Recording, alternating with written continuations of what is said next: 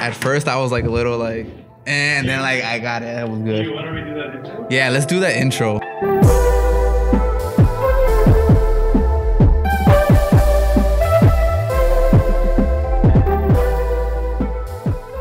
What's up, guys? Welcome to Ordinary Freaks. I'm your host, Bryant, or B, as many of my friends and people call me. Today we have a lifestyle entrepreneur and an OCR addict, my good lifelong friend, Anousone Bounket. Welcome to the show. Thanks for having me, man. I'm super excited to be here. No problem, man. So we're going to start early years, where you came from, growing up in Milwaukee. Tell me a little bit about your family, you know, kind of your circumstances growing up. So I grew up in an Asian family, born and raised in Milwaukee. I went to school here. Went Rufus King High School. Typical Asian family, as expected, was good grades, do well in school. Even I was even captain of the chess team. Typical filling out the stereotypes. Right. And then I went to college. I went to University of Wisconsin-Madison. Went there for computer science. I kind of got hooked into computer science because I was always playing video games at home. Right. So I kind of got into computers. I even built my own computer at 11 years old. So that was kind of fun. But, graduated from school, and then life, just started happening and started adulting. I hate that phrase, but, it's just something that folks do say. But yeah, since then, just been transforming my life one step at a time. First it was health. Now it's business and entrepreneurship. Just been continuing on with that. Gotcha. Let's take it back to like high school times. You were very involved, like you said, chess, tennis. Yeah. But obviously right now, our ordinary freaks are seeing a different person. Back in that day, you were, I guess like you said, you transformed. You're a little different. You might not recognize you. We'll pull up a picture so people can see kind of like the difference throughout the years. So tell us a little bit more about your lifestyle, in high school and college. I actually know Anousone from, middle school, actually. Yeah, all the way back. He used to wear his ninja shirts, his dragon shirts back in the day. So I know him for some time. So, I've, as a good friend, I've been able to see kind of, his journey where he's at now from where he started. So tell us about, that lifestyle. How were you in high school? Even, in Madison, it's a huge party town. You got that freshman 15 culture. How did that all kind of happen? How was that? Yeah. Yeah. So, in high school, I was kind of bowling ball shaped, a little tubby on the tubbier side, even with I only played sports, I only played tennis, which was always only in the spring. So, in the fall, it was kind of putting on the weight season. But yeah, I was always involved in a bunch of different things in school, just different student organizations, different clubs and all that stuff. So I was always super busy. So I didn't really get time to, focus too much on fitness. And, in high school, you don't really care too much about those things. Right. You just trying to get through the day, especially you have a lot of homework and stuff like that. You're just trying to go home and watch TV and stuff like that. But, and then I went to college. It was more like the freshman, 30 for me.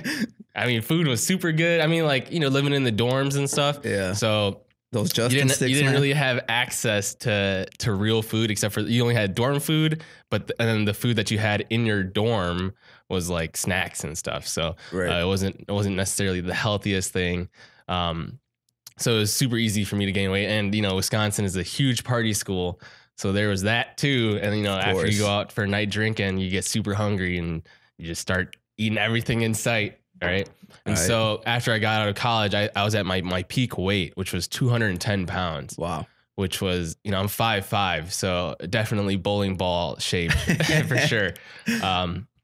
But, after I graduated from school, I already had a job lined up and everything. So I thought, life is good. So I decided to take a road trip. Okay. To celebrate graduating from college. So I went with my current roommate at the time, and we decided to do like a West Coast road trip. First we flew to, I think it was Seattle, and we hit up like Vancouver. We hit up San Francisco. We finally ended in Vegas because we were there for EDC, which is a music festival for you guys that don't know. And so we were like, just loving life and everything. Right, just raging life just away. raging super hard. But, I thought I was pretty slick at the time. But my mom was actually flying into Vegas for a week for a conference. So I was like, oh, perfect timing. I'll stay in Vegas for another week for free. I was like, yeah, boy. Super excited. But I was like, since I was staying with my mom for free, I was like, yeah, I'll come to the conference and check it out, just to make her happy. And so at the conference, there was it's for like personal development and stuff for her business that she was building. And so I went and checked out one of the speakers, and he said something that, I kind of remembered, and it kind of affected me pretty big, was if you want to change your business, do it for 90 days straight. And your business will completely be transformed. Right. And I was like, oh, that's pretty cool. So I kind of pocketed it in the, in my back of my brain, because I wasn't really building a business. I was just hanging out and partying. Right. But it just kind of stuck. It just kind of stuck to me. I was like, oh, just do something straight for 90 days and your life will transform. Mm-hmm. And so on the last day of the Vegas trip, I was like, all right, got to go out. One last bang, one big bang to cap it off. Right. And so I went out with a bunch of people that I met there in Vegas. We were out till like 5 a.m., but my flight was at 7 a.m. Right. So I slept for like 10 minutes. It was terrible. I was like, oh God. Right. I got on the plane and I was just super just hungover and nauseous and just did not feel good. I was like breaking into a sweat on the plane. I just felt terrible. And even on my connecting flight, I remember throwing up, at the airport at the connecting flight. So it was just super bad. But on the flight, that idea of doing something for 90 days straight popped into my head again. Okay. And I was like, man, I can't live like this anymore. I just did not. I was just super unhappy with where I was at the time in terms of like health, relationships with like friends and stuff. And just in general, I was just like, man, something's got to change. And that 90-day thing popped into my head. And I was like, all right, let's do this for 90 days, no alcohol. Okay. And I was like, this is going to be hard because one, I just graduated from college. It's summertime. All my friends, are either still in school or also just in the same position I am. And they're all back in Madison, which is like party town. And I'm like, all right, this is going to be tough. Right. But I mean, I feel like crap, right? I feel terrible right now. I got to do something different. And so I remember when I got back home, this was July 1st. I remember day one, I was in a bar with some friends. Day 2, I was in a bar with some friends. Day 3, I was in a bar with some friends. I was like, oh my God, this is going to be the hardest 90 days of my life. But, that was in the middle of the week. It wasn't even a weekend. It was like Tuesday, Wednesday, Thursday. It was crazy. Yeah. But I was like, I still didn't drink. I stuck to what I said, what I committed to. And 90 days later, everything just completely transformed, man. And during that time period, going with friends to the bar at the beginning. Yeah. I'm sure throughout those 90 days, people invited you. You were still in those situations. Oh my God. Yeah. How did how did people react to that, or kind of what faces, answers did you get, and how did you cope with that, during those 90 days? Mm-hmm. Yeah. And I mean, I think anytime you take on something, anytime you try to change or do something different, you're obviously going to have friends that kind of don't understand what you're doing, or you're going to have friends that support you, or you're going to have friends that try to derail you. And so I remember oftentimes I would get invited to stuff and I would go and, hang out and party and stuff, but I wouldn't drink. Yeah. But then, sometimes at those parties, they'd be like, oh, just one drink, man. Just one drink. Dude, it's just one drink. Don't worry about it. It's just one drink. I'm like, nah, man. And I always had to remember, sometimes I would hesitate. I'd be like, and then I would remember what I committed to. Right. And I'm like, all right, I can't, man. I can't, you have to be comfortable saying no all the time. And sometimes, one time I think it was super close to the end. It was actually you. You're like, oh, take one drink, and I was like, and you're like, nah, I'm just playing, man. Like you're super close. Just finish it out, right? So it kind of shows you like, oh, some people, even though they're joking around, they're there still to support you, right? Yeah. But at the same time, for those that don't actually want you to succeed, you can kind of realize who your true friends are, who your true supporters are, right? Mm-hmm. Because when you change, anytime you're trying to change or do something different, you're going to have friends, people that you really care about, or, used to care about you, actually not want you to change, because it reflects on them that they're not changing, right? That they're not growing. So, it's kind of a good thing and a bad thing, but at the same time, it kind of reveals like who's your true circle of supporters are. Yeah. So those 90 days, you finish, no alcohol. Yeah. What happens next? No alcohol for 90 days. So the final day was October 1st. I remember this. I lost about like 20 pounds just from cutting out alcohol. Like I barely like worked out and like ate healthy. I was just like, all I did was cut out alcohol for 90 days. And I just lost about 20 pounds. And how much money did you save? Oh, I saved so much money. Like, cause you're trying to limit yourself from putting yourself in the situations where you're like tempted to drink and stuff. Right. And so like I saved so much money from not going out. But after that, after those first 90 days, it just gave me so much momentum. And that's a big thing, is like having momentum in life. Just, it doesn't have to be in sports or whatever. It can be in like health and fitness. It can be in your business. Momentum is just huge to keep you going, where you're kind of like on autopilot, right? You're not really thinking about it anymore. It just kind of happens. It's like routine or like habits. Right. So after those 90 days, I started another set of 90 days, and this was focused more on fitness and like eating healthy. So actually, it's funny. I was on one of my buddy's blogs or whatever, and I found a typo that he had. I hit him up. I was like, "Hey, dude, you got a typo on your blog?" And he was like, "Oh," and then he's like, "Oh, thanks, man." And I kept looking. I was like, "Oh, he offers like coaching, like fitness coaching and stuff for free." And so I hit him up. I was like, "Hey, dude, I'm trying to lose some weight. Do you think you can like, give me some tips and stuff?" And so for the next, actually, it's funny. He's still my coach now. But for the next like 90 days that he planned to kind of plan this program out, we kind of just went hard at it, and he was just my resource. He wasn't even in the same city. He was just someone that I could hit up whenever I had questions, or give me advice whenever I was struggling with something with certain foods, or maybe if I got injured during a workout, what should I do for the next day and stuff like that. So he was mostly a resource that I could reach out to, and I think that's huge. Anytime you're trying to do something new, it's just to have someone there that you can ask questions about. They don't necessarily have to be like a personal trainer or like your personal business coach or whatever. It's just someone, just a resource for you to ask questions. And I think that's huge for anytime you're trying to do something new. And so after those 90 days, I think I lost a total of like 54 pounds. Wow. So 180 days total, about 54 pounds.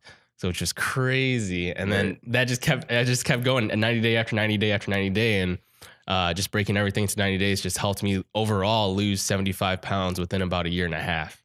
Wow. So it's pretty crazy. That's crazy, man. Yeah. And I remember you posted the picture of the before and after, dude. Yeah. And like, I remember that picture. Like I have it in my, like, I'm just picturing it right now. We'll show it here.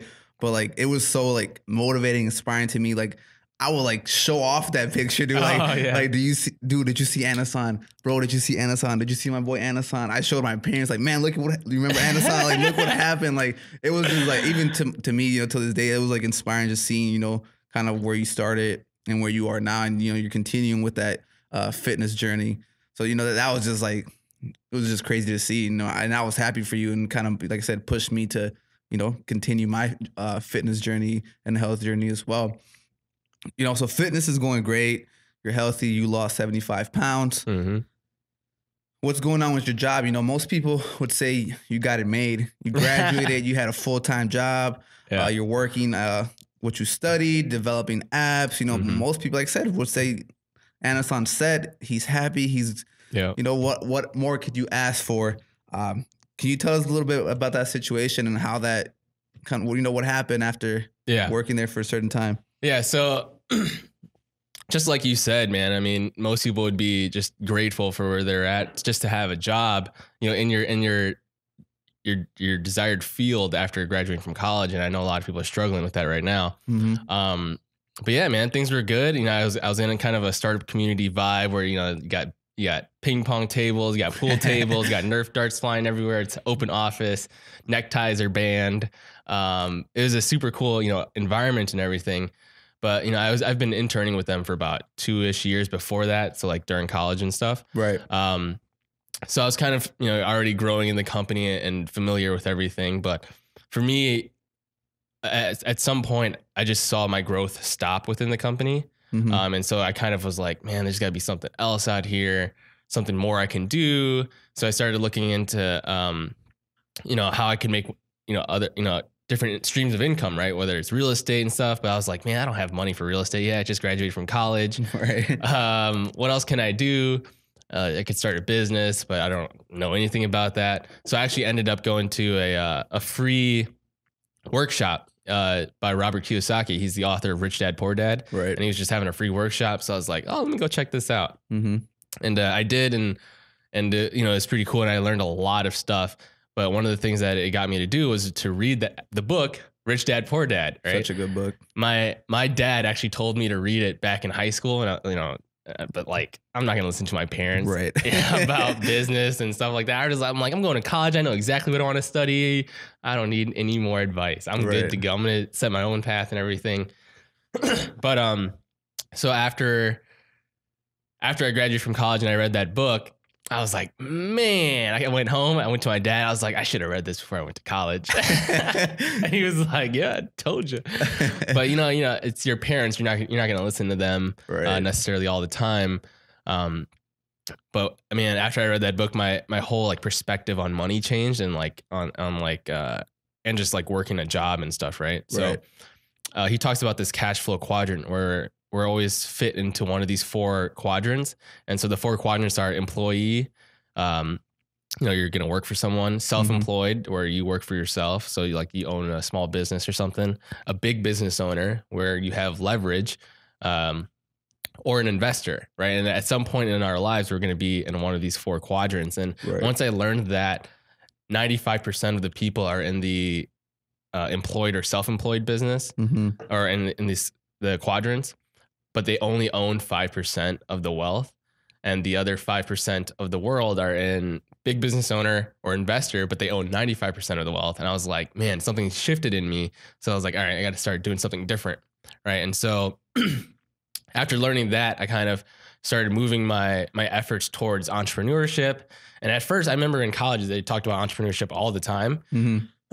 But I was like, I don't even know what that word means, right? Yeah. All I saw was a bunch of kids and like startups and like building random apps and stuff. I was like, it's like it didn't really appeal to me. Right. But after I really truly learned what entrepreneurship meant, where it meant, using leverage, it's about freedom of lifestyle, having more time for yourself, depending on how you put your efforts into entrepreneurship. And just all of that, and just having the choice or having the options to be able to choose whether or not you go to work today, or where you work, or how you work, or who you work with. Yeah. Having that freedom of choice was like huge for me. I was like, I want that. That's what I want. Right. And it's funny. I learned that 60% of millennials right now would rather work for themselves, which is like crazy. But in school, they don't teach you about that stuff, right? They don't teach you how to necessarily be a business owner, or how to start your own, podcast or anything like that. You're there to learn how to be a good employee in your field, right? How to find either a large corporate company to work for and work for them for a while. Yeah. Right. So, all the stuff that I had to learn had to be self-taught, basically, either that or from mentors or, people that are living the lifestyle that I want. Yeah. So I started just reaching out to people that I knew and started networking with like real business owners, to kind of build those connections and to, again, have that resource where I can ask questions if I ever got stuck anywhere. Yeah. So, so you mentioned a couple of things, networking, kind of mentors, reaching out to people, for people out there, for ordinary freaks out there, besides those things, what would you say, helped you kind of get going, or, a lot of it is self-taught. So for someone that doesn't know, wants this lifestyle, or it's kind of tired of their job, or just wants some shift to change to start something new, I guess, what are your guide or your tips for someone that wants to do something like this? Whether it's, entrepreneurships, try a sport, do whatever it might be, lose weight. What would you suggest for some people to do? Yeah. So there's 2 parts to this. So the first thing, it's kind of broken into 3 sections. This is something that I've shared on conference calls with over 1,000 people. And it's broken into 3 things. So anytime you're trying to take on a new challenge, whether it's like a 90-day challenge or just something new in your life, you're going to need accountability partners. So this is going to be these are going to be people that are doing the same thing that you're doing, right? If you're building a business, find other people that are building a business that are on the same level as you. So that way you guys can keep each other accountable. If you get stuck, they can motivate you. And if they get stuck, you can motivate them. Right. So that's going to help big time keep you on track. Right. That was a huge thing that helped me with my fitness and stuff, is that my coach would hook me up with the other people that he was coaching. And every day we would hit each other up like, hey, what'd you do today? This is what I did. Right. Yeah. You know, we'd send pictures like, this is what we did today. And that was like motivating, right? Especially if at the end of the day, you're like, oh, I don't want to work out. You know, I just got home from work. You know, I'm so tired. But then you see a picture of your accountability partners be like, yo, this is what I did today. Killed it, feeling real good. And you're just like, oh, you like don't want to miss out, right? You don't want to mess up. And so you don't want to let them down. So that's what accountability partners are for. 2, you're going to need a coach. You're going to need someone a resource for you to hit up whenever you get stuck, and they can give you advice. You know, they're just a resource for you. They don't necessarily have to be someone you hire. They just have to be someone that's done what you want to do. Someone that's a little bit further than you are. Right. So that's 2. And 3 is wanting it bad enough for yourself. Right. Because you can have 1 and 2, but if you don't have 3, if you don't have the desire to reach that next level, it doesn't really matter, right? Yeah. If you don't want it bad enough, you're not gonna do it. You're gonna make excuses, right? And so, man, 3 was kind of the big piece that I think a lot of people are missing, is that they kind of want it, they kind of want to lose 20 pounds. They haven't really hit that breaking point or that rock bottom point that I kind of hit, which is I was like, I can't do this again, right? I can't live like this again, right? I'm like, I'm sick and tired of it, right? So once you hit that point, that's kind of the big push that you need to really reach that huge next level. So that was the first part. The second part that I really want to talk about is finding someone that is living the lifestyle that you have, right? Or that you want to have. Right. Yeah. And so if you want to build a business, but not have all your time sucked away, into the business, find someone that has a business that has all the time in the world to do the things that they want, that gets to travel where they want to go and stuff. And then once you find that person, provide value for them so that you're not just taking, right? So a lot of people try to network, but when they network, they're thinking about what can I get from this person instead of what can I do for this person. Right. So building relationships is all about what can you do for the other person. Yeah. And so when you want to network with someone, especially if they're like a super successful business owner, a CEO, whatever it is, figure out what you can do to provide value for them.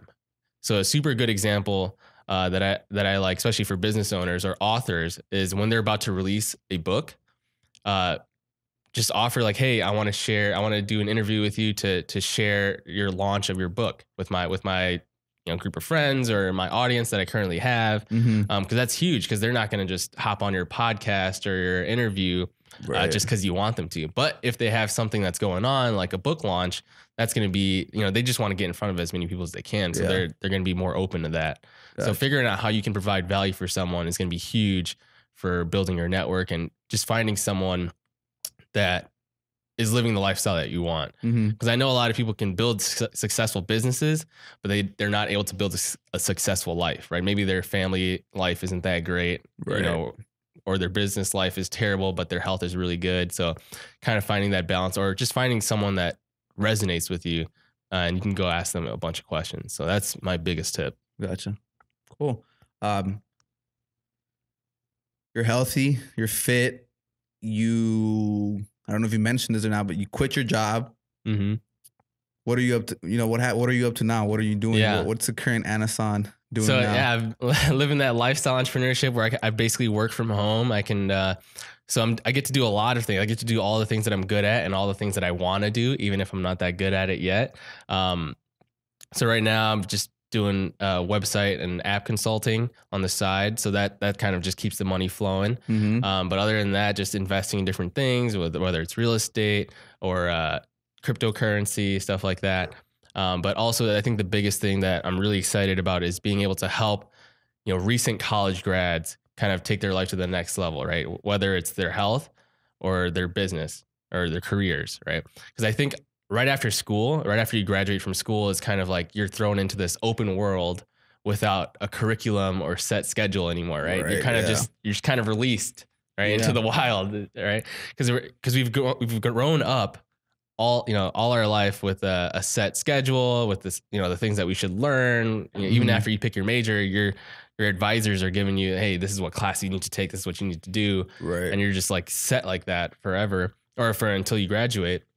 And so when a lot of recent graduates come out of school, they're like, when they get their job, they either become unhappy after a year or two and they're like, man, I'm just going to go back to school because that's what I know. Right. Right. Or if they come out with no job, then they just go straight back into school because that's what they're familiar with. And so, you know, school, especially in the United States, is expensive, Right. super expensive. Right. And so most people go to school because they want to make more money, right? To get a degree to make more money. But if they're going into debt, then it's not balancing out. Right. Yeah. So, for me, my mission is just to help people learn that there is another way, whether it's entrepreneurship or, you know, investing or just getting started, you know, with working on something on the side, right? Because I know we have so much time outside of work. Like we work like 8 hours a day, but there's 24 hours in a day. Even if you spend like 4 or 6 hours showering, you still have plenty of time, even after 8 hours of sleep, right? You still have plenty of time to work on something on the side. And so for me, it's really about just letting people know and bring awareness to these recent college grads that there is another way to life besides working for someone. And so if you want to start living a different lifestyle that, you know, your parents grew up with, I'm just here to show them like, you know, what you can do. And so the other thing too is like their health, right? Most people come out of college with not the greatest shape, right? Right. And so they're bowling ball size, and I'm just trying to show them that you can go from bowling ball to not bowling ball to like pool stick or muscle gains, right? So I think the coolest thing is that, you know, I've lived that life already, where I have been able to transform from being large. Cause I think a lot of people are timid to reach out to like fitness gurus and stuff because they've always been fit, right? They've always been healthy. They've always played sports all, you know, as they grew up and stuff. And so for them to see that, you know, you can go from drinking all the time to fit, I think is huge. And I've gotten people to reach out, or people have actually been reaching out to me that used to look like me, but now they're fit before, but they weren't, you know, pursuing their health until they saw someone that's in their current situation do that, you know, Gotcha. too. Yeah. So, but yeah. What's up with the OCR, man? Oh yeah. OCR. So obstacle course racing, for those that don't know, it's just a way for me to maintain my fitness levels, right? So obstacle course racing, because I was introduced by my coach. He's actually a professional obstacle course racer. Gotcha. And so he was like, hey, come check out the Spartan race. This was during my one of my 90-day programs. And he was like, hey, come check out the Spartan race. Maybe you'll like it. And I was like, man, I can't even run a mile yet. I'm going to die. Yeah. And he was like, no, you're good. You'll be fine, man. Don't worry about it. And I was like, all right, I'll sign up. And so that was about a few months before the actual race. And so after I signed up for the race, I was like working hard, and I'm like working a little harder than I usually do. And so after I did the race, I went to the Spartan race, which was at Miller Park in Milwaukee. I was like, all right, let's do this. And, you know, I ran it. And for the first time, I was like, whoa, I never ran so far in my life. That's one. And two, I was like, whoa, I ran a mile like straight for the first time without stopping. I was like, oh, he was right. I can't do it. I was like, this is crazy. And so after that, I was just super surprised, you know, when you put yourself in a situation where you're kind of like forced to, you know, do your best and to see what your best really is for that moment. I was like, you're just kind of surprised. It was just like, whoa, I didn't think I could do that. Right. And so that's one of the cool things about having a coach, is that they can see before you can. They can see what you can do before you can see it in yourself. Right. They see your actual potential. Right. Yeah. So that's one of the powers of having a coach. And so after that, you know, I did another race, and I did another race after that. And I just kind of got addicted to doing races, because now it gives me a target for me to aim for, right? Sometimes when you're working out just to lose weight, you know, if your only goal is to lose weight, it's kind of not as exciting. Right. Or if your goal is to perform better at something, right? If you're working towards something, it kind of keeps you motivated, right? It kind of reminds you, you know, why you're doing this. I remember after that first race, I was like, okay, my next goal is to be able to, you know, run a race without stopping, without taking a break. And so that was what I kind of worked towards. And so you know, a lot of people like to use 5Ks or 10Ks or marathons as their training goals. Yeah. But like, I'm like, man, I hate running. I got short legs. Like I got to take like 3 steps just to your like 1 stride. So with obstacle course racing, it's like running, but with breaks in between, because you have to do an obstacle in between you know, a couple meters of running. And so with obstacle course racing, it kind of adds flavor to the running. Cause like for me, running is I still don't like running, but I love obstacle course racing. Gotcha. But all right, man.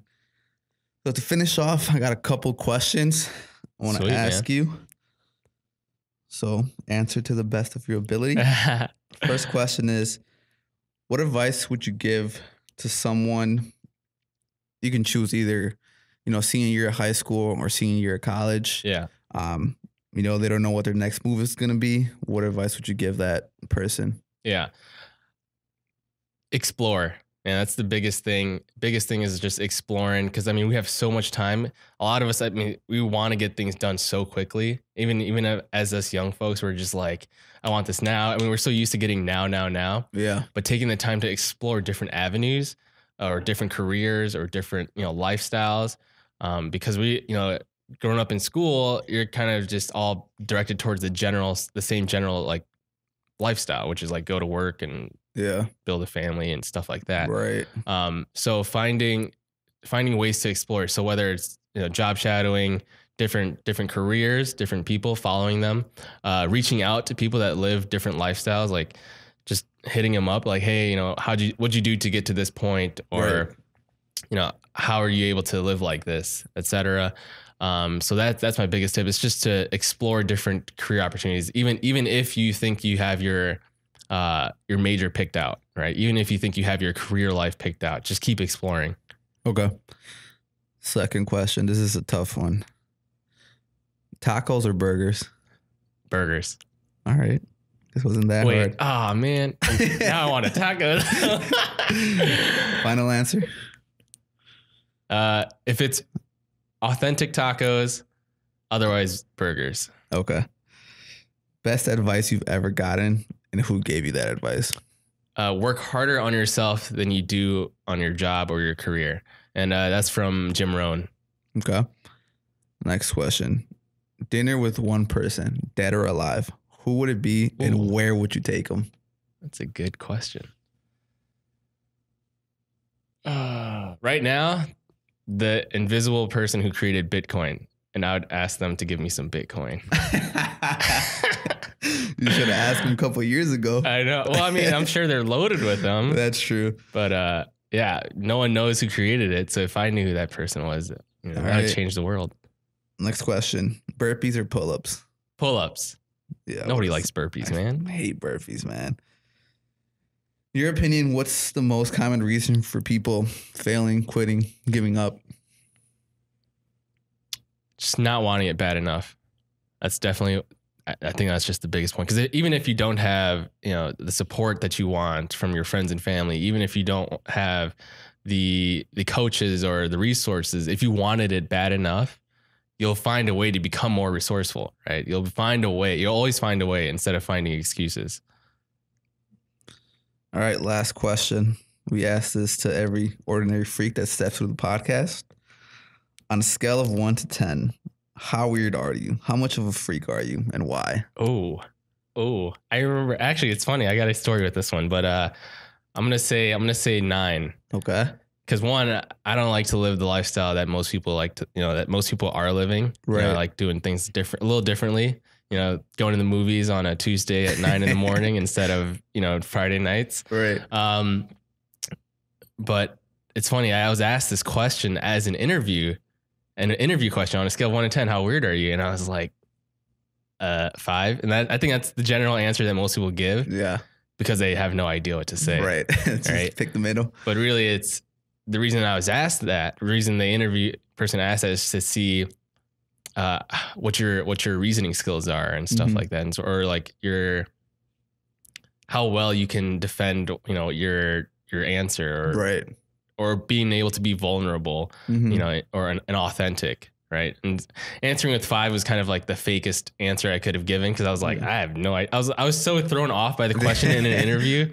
I was like, what? Can you say that again? And then he basically rephrased it. How weird are you on a scale of 1 to 10? And I was like, that's the same question. I was like, but I was so thrown off. But but yeah, I mean, now, I mean, easy. Just be weird. Yeah. I agree. And love yourself. All right. To finish off, Anousone, let the people know where they can find you, you know, give your plug, your website, whatever you want, man. We'll put it below here. So just let them know. Yeah. Everything is AnousoneBounket.com or at Anousone Bounket on Instagram, Facebook, Twitter. I kind of stopped snapping, man. I've moved everything towards Instagram. So, all right. So that's where you guys can find me. Cool. All right, man. Thank you. Appreciate your time. Yeah, man. Thanks for having me. Ordinary Freaks, I hope you guys enjoyed this podcast, learned a little bit more about lifestyle entrepreneur, OCR. So you guys can know you can reach out to Anousone. If you guys can't find him, reach out to us at Ordinary Freaks, and we'll be able to help you guys. Thank you, and we'll see you next time. Peace out. Peace.